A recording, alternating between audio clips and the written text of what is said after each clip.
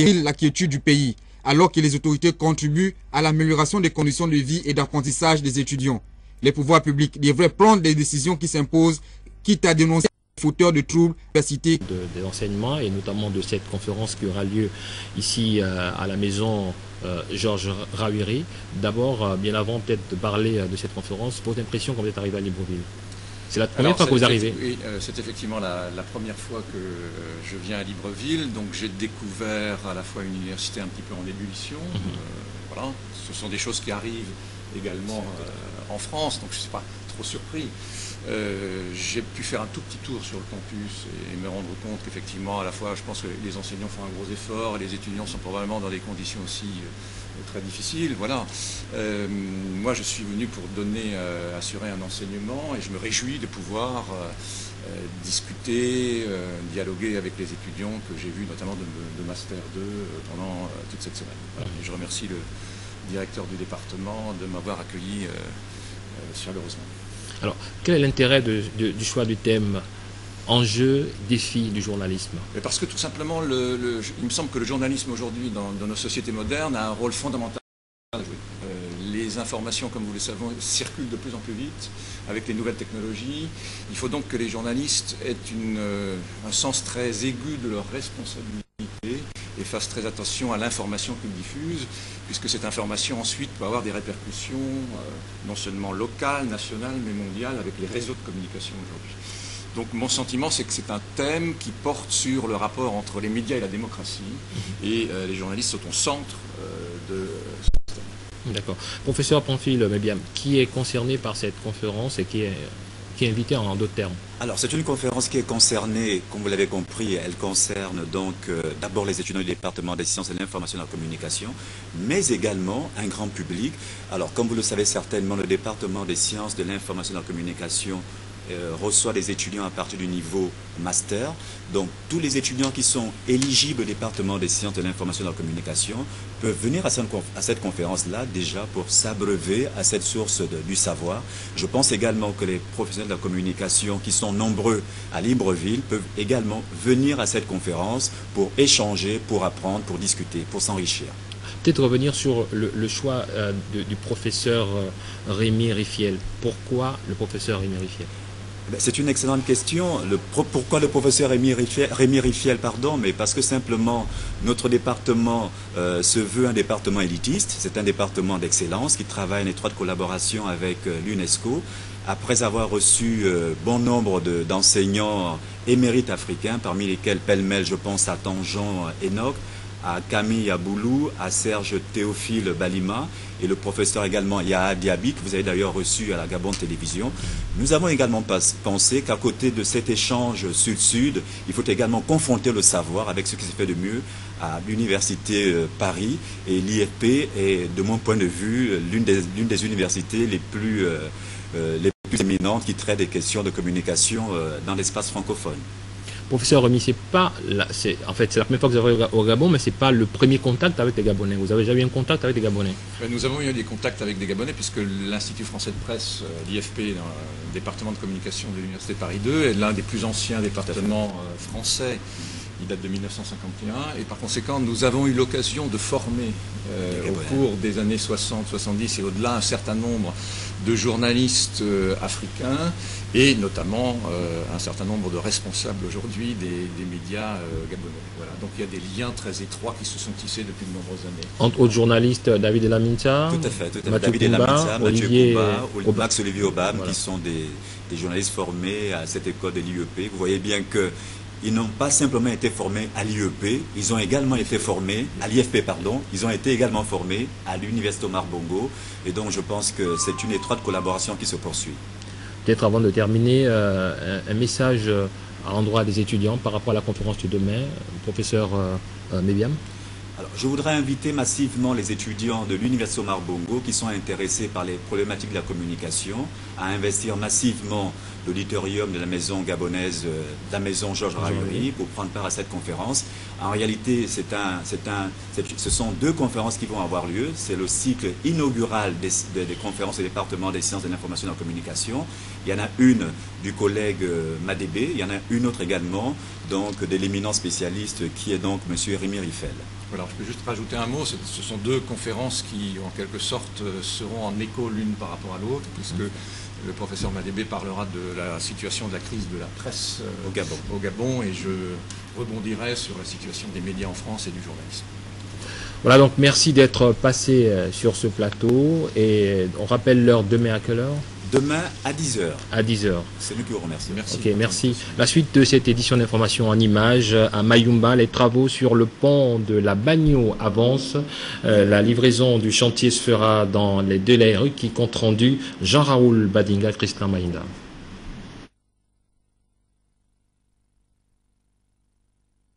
Alara Kumameyon, 63 km, c'est ce linéaire qui a constitué la première étape de la mission de contrôle du projet de réhabilitation des trajets Lalara Kumameyon et Kumameyon au vent dans le Goueivindo, financé par la Banque islamique de développement.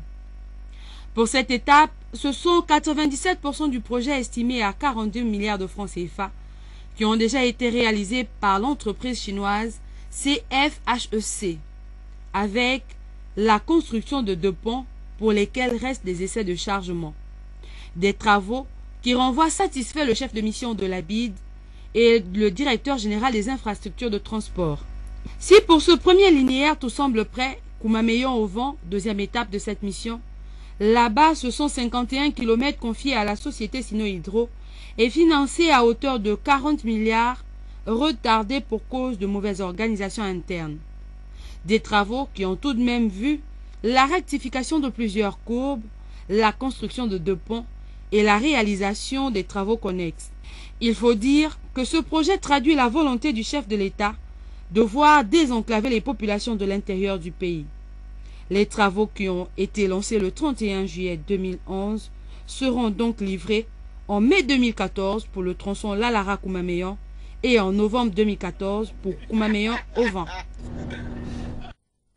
Voilà, donc c'était là l'état d'avancement des travaux de réhabilitation des routes Lalara Kumameyon, Kumameyon au vent, fruit d'un partenariat entre le Gabon et la Banque islamique de développement. Une délégation de cette institution financière était allée constater les travaux réalisés par les entreprises chinoises. Nous revenons sur cette actualité à Mayumba. Les travaux sur le pont de la Bagno avancent.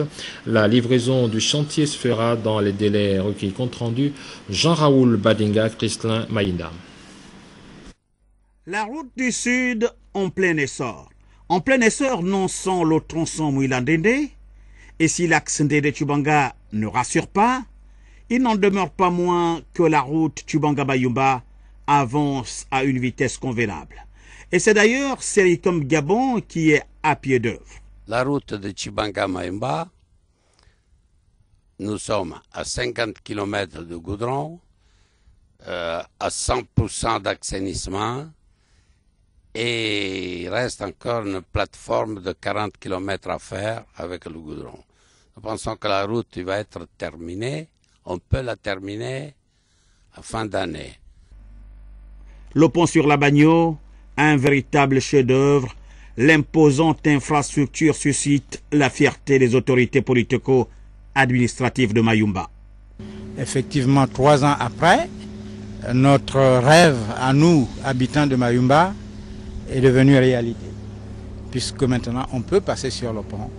Fini le calvaire de l'attente d'un bac qui viendra ou qui ne viendra pas. Désormais, nous pourrons circuler librement, en toute quiétude et en toute sécurité aussi. C'est vraiment, pour nous, c'est l'aboutissement d'un rêve. Hein? Ici, le ministre en charge des infrastructures et l'Agence nationale des grands travaux semblent gagner le pari du chef de l'État, Ali Bongo Ondimba. Le pont de Mayumba, c'est plus une promesse qu'il a fait le chef d'État, c'est une réalité. Aujourd'hui, il est terminé. D'ici 15 jours à mois, il est prêt à la circulation. Nous, on va l'ouvrir une fois qu'on réceptionne le pont. On va faire les essais des charges et ensuite on ouvre le pont si les autorités nous le demandent. Le pont de Mayumba expose déjà ses garde-fous. Il relie désormais les 2 rives de la lagune Bagno. Sur la livraison du chantier, les délais seront respectés. L'affirmation est signée Rido Santulo. S'agissant du respect des engagements des deux parties, ici, c'est sans commentaire. Quelques informations politiques.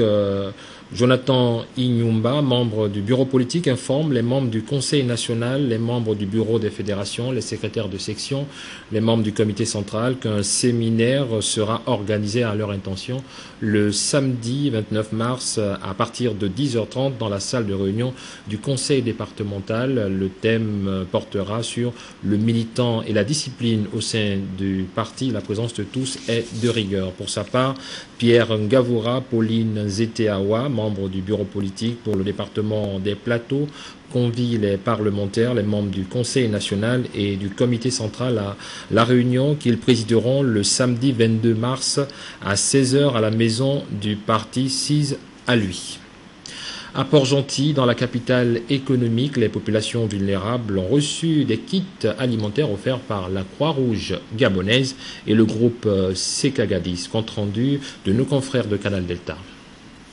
Le projet d'appui alimentaire visant à apporter soutien et réconfort à 2000 familles vivantes au Gabon et mettant en exergue d'un côté la mission régalienne de la Croix-Rouge, notamment celle d'atténuer les souffrances humaines, et de l'autre l'esprit citoyen du groupe Sekagadis, a gagné la province marigovéenne. Se résumant la distribution de l'eau, de denrées alimentaires auprès de bénéficiaires préalablement répertoriés, la délégation composée entre autres du président national de la Croix-Rouge gabonaise, du secrétaire général du groupe Sekagadis et du directeur de cabinet du président, directeur général va en premier lieu prendre d'assaut le centre de transit Mission Nissi. Un geste symbolique et quelques curiosités vis-à-vis de la particularité de ce centre accueillant des enfants victimes de maltraitance et parfois pire. Le pas de course naît de la nécessité pour la Croix-Rouge gabonaise et le groupe Sekagadis de réellement apprécier le degré de vulnérabilité de certains compatriotes et concitoyens, va ensuite conduire la délégation du projet Action Kit Alimentaire vers les personnes du 3e âge au centre Jean Violas, 6 à la cité Satom. La FOM ou Association des personnes handicapées de la province de l'Ogooué-Maritime, le centre Espérance et mission d'insertion de Ntchengue, autant d'escales qui auront permis au docteur Guy Patrick Obiandong et à Jean-Sylvain Dong de magnifier au plus haut niveau de la solidarité nationale un partenariat public-privé. Nous lançons un appel fort à toutes les personnes de bonne volonté de faire comme le groupe Sekagadis qui nous accompagne dans ce projet de distribution de kits alimentaires. Le groupe Sekagadis a vite répondu à notre sollicitation de soutien aux personnes vulnérables et depuis là, ce groupe nous accompagne pour pouvoir aider ces populations. Donc, la Sekagadis, par ce geste, conforte sa position dans l'accompagnement de la Croix-Rouge, qui est un auxiliaire des pouvoirs publics pour aider les populations vulnérables. Cette action permet, entre autres, et comme vous venez de le savoir, après la grande étude qui vient d'être rendue sur les inégalités et la pauvreté dans notre pays, de mener à notre façon de contribuer comme il faut à réduire ces inégalités, à soutenir les personnes qui sont vulnérables. Notons qu'à ce jour, 1500 familles librevilloises ont bénéficié d'appui alimentaire grâce à ce projet. Chiffre auquel s'ajoutent les 300 foyers port-gentillais atteints par l'élan de solidarité du couple Croix-Rouge Sekagadis. L'implication altruiste et volontaire de plus d'opérateurs économiques aux côtés d'organisations telles que la Croix-Rouge pourrait apporter une lueur d'espoir à ces populations se sentant souvent à l'abandon, de quoi donner un véritable coup de main à la lutte contre la pauvreté et la réduction des inégalités sociales dans notre pays. À l'instar d'autres pays, le Gabon célèbre demain la journée mondiale de l'eau. Le thème retenu cette année est l'eau et l'énergie. Nous vous invitons à suivre un extrait du discours circonstanciel du ministre de l'Énergie. Le thème retenu cette année sur le plan international est l'eau et l'énergie. En effet, l'eau et l'énergie sont mutuellement indispensables, en ce qu'il est établi au niveau mondial qu'après l'agriculture, le secteur énergétique est le plus gros utilisateur d'eau. Aussi, L'énergie est-elle nécessaire tout au long du cycle d'utilisation de l'eau par l'homme? Extraction dans les cours d'eau et nappes souterraines par pompage, traitement dans les stations de potabilisation, transport et distribution d'eau potable. L'eau, quant à elle, est grandement utilisée pour la production hydroélectrique et reste indispensable dans le processus de refroidissement des centrales thermiques. Mesdames et messieurs, à l'heure où la communauté internationale célèbre l'eau et l'énergie, le Gabon poursuit sa révolution énergétique basée sur l'énergie propre, avec un accent particulier sur l'énergie hydraulique, dont la production ne génère directement aucune émission nocive, à la fois pour la nature et pour l'homme. Au niveau national, le thème retenu cette année est « L'eau, source d'énergie pour le développement économique et social ». Il correspond parfaitement aux préoccupations du moment, dans un contexte où la capitale et les autres grandes villes de notre pays ont soif, tout comme certaines localités qui manquent d'infrastructures d'alimentation en eau potable. Célébrer cette journée peut paraître inopportun pour un nombre de compatriotes, car il faut plus qu'un discours et quelques activités de sensibilisation du public pour soulager ceux qui subissent ce stress hydrique et attendent légitimement des solutions des pouvoirs publics. À l'initiative du ministère du Budget, un séminaire sur la préparation du premier budget en mode BOP, budgétisation par objectif de programme, est organisé en ce moment à Libreville. Compte rendu, Félika Biongo Kambila, Francis Ngomo. 16 assises regroupent les secrétaires généraux, les directeurs généraux et les responsables de programmes de l'administration gabonaise. Il s'agit ici de mettre un accent sur la réussite de la mise en œuvre des projets annuels de performance PAP et de l'exécution du budget 2014. La préparation de la bascule du budget en mode BOP, budgétisation par objectif de programme, ainsi que la préparation du budget 2015. C'est cette remobilisation des équipes qui va faire en sorte que, aujourd'hui, nous puissions disposer du temps des 7 mois restants de pouvoir faire de manière permanente avec les administrations l'ensemble, n'est-ce pas, des actions telles que prévues dans le calendrier de la bascule du budget par objectif de programme. L'année 2014 est cruciale en ce qu'elle constitue un tournant décisif dans l'aboutissement de la réforme budgétaire et comptable amorcée depuis 2002. Le premier test qui nous a permis de savoir si l'appropriation de la méthode, à savoir la budgétisation par objectif de programme, a été internalisée par l'ensemble des administrations, c'est cette élaboration déjà des projets annuels de performance. C'est ce maillage qui a fait en sorte qu'aujourd'hui, nous puissions être rassurés que la bascule du budget par objectif de programme à l'horizon 2015, précisément le 1er janvier 2015, dans sa phase administrative et comptable, peut être effective. Durant cette année, la gestion des finances publiques est placée sous le sceau du respect de l'éthique et de l'exécution des engagements pour 2 raisons majeures. Il s'agit concrètement de l'optimisation de la dépense publique qui permettra, outre l'assainissement des finances publiques, de mieux stimuler notre effort de développement à travers le plan stratégique Gabon émergent et financer le pacte social. Deuxièmement, les principaux changements portant sur une meilleure lisibilité de l'action gouvernementale avec la présentation du budget en politique publique et une plus grande responsabilisation des acteurs de la dépense qui s'engageront sur des objectifs précis et rendront compte de leur réalisation.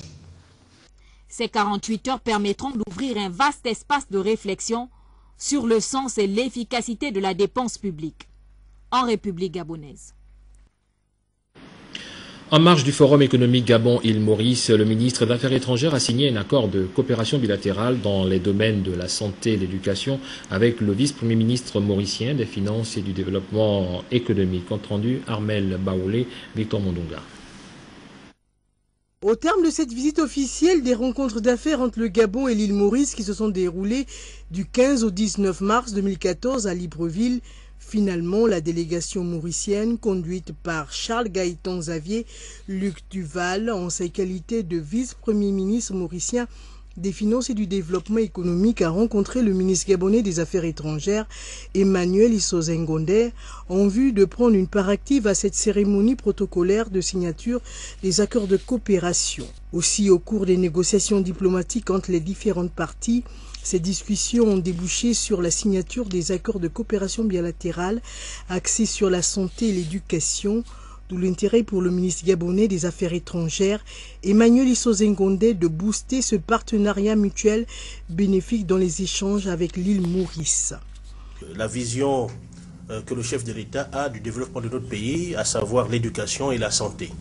Nous pensons que l'expérience accumulée par Maurice dans ces deux secteurs stratégiques peut être utile pour le Gabon. Et c'est pour cela que notre satisfaction est grande. Cette signature d'accord de coopération bilatérale est un événement politique majeur qui arrive à un moment où les besoins en matière de santé et d'éducation se font ressentir au niveau des attentes des populations. Négociation que le ministre de la Santé, d'une part, et le ministre délégué à l'Éducation nationale, d'autre part, ont eu hier avec la délégation mauricienne, conduite par le vice-premier ministre, M. Gaëtan Xavier Luc Duval. Et ces discussions ont porté sur l'expression des besoins du Gabon dans les deux secteurs, les modalités à arrêter pour permettre à Maurice de nous apporter son soutien, son appui dans les initiatives que nous devons mener pour satisfaire ces besoins, et naturellement la réflexion sur le cadre juridique à mettre en place pour accompagner la coopération qui sera développée. Charles Gaëtan Xavier Luc Duval, le vice-premier ministre mauricien des Finances et du Développement économique, a démontré son engagement à respecter ces accords de coopération signés entre le Gabon et l'île Maurice, un pays qui regorge des potentialités énormes. Pour la rentrée 2014, donc nous espérons donc pouvoir intéresser les Mauriciens. Nous visons environ 250 personnes. Donc, mais il faut maintenant aujourd'hui finaliser les accords et travailler sur la promotion à Maurice de ce programme-là, pour que les Mauriciens acceptent de venir et de participer au programme. Sous les applaudissements des diplomates, le ministre gabonais des Affaires étrangères, le ministre de l'Éducation nationale et de la Santé et leurs hôtes mauriciens se sont félicités en se donnant des accolades.